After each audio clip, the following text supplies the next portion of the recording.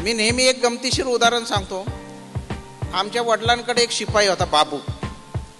तो 6वी शिकलेला होता. त्याला मी लहानपणी त्याला म्हणलं, अरे तू शिपाई कशाला राहतो, हुशार वाटतंय मला. तो मला म्हणला, मी 10वी पास झालो नाही म्हणून मी क्लार्क होत नाही. म्हणलं हरकत नाही, मी तुझा फॉर्म भरतो. त्याला पुस्तकं आणून दिली आम्ही आणि त्याचा अभ्यास घ्यायला सुरुवात केली. म्हणजे 6वीत असताना आम्ही त्याला समोर बसून अभ्यास घ्यायचो. पहिल्या वर्षी बाबू ज्या दिवशी पेपर देऊन आला तर मलाच इंटरेस्ट जास्त होता. म्हटलं बाबू किती मार्क पडतील. म्हटलं बहुतेक 5-6 मार्क जातील. म्हणजे आम्हीच हिशोब करायचा त्याचा.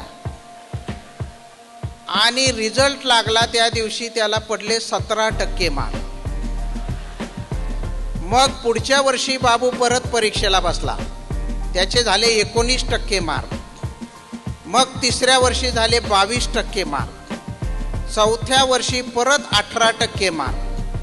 5व्या वर्षी बाबूची मुलगी 10वीला आली आणि बाबूचा नंबर बाबूच्या मुलीच्या शेजारी आला. आणि स्वतंत्र भारतामध्ये पहिल्यांदा मुलीचं बघून वडील पास झाले.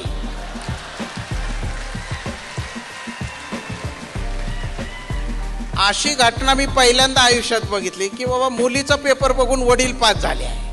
तर मी म्हटलं बाबू असं कसं काय रे, 5 वर्ष लागली 10वी पास व्हायला. काय कळत नाही साहेब. म्हटला मी पुस्तकात जेवढे मुद्दे लिहिलेत ना त्याच्या डबल मुद्दे मी लिहितो.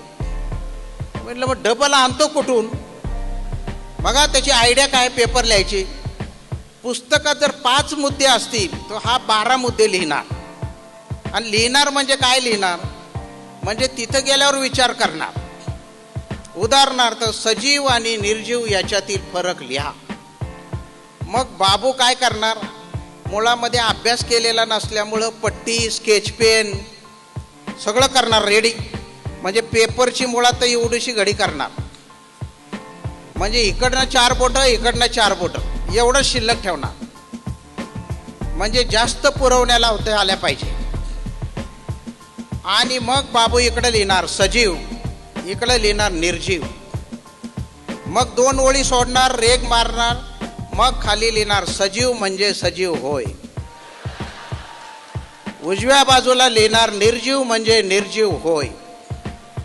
परत रेगा मारणार, 2 नंबर लिहिणार सजीव म्हणजे निर्जीव नव्हे.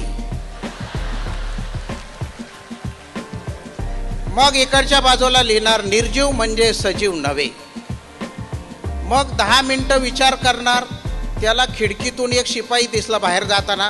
सजीव हलतात, निर्जीव हलत नाही.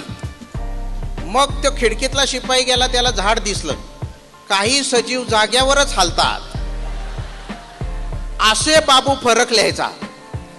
आणि अशा 22वा फरक लिहिणार सजीवामध्ये जीव असतो. तोपर्यंत तपासणाऱ्याचा जीव निघून जायचा.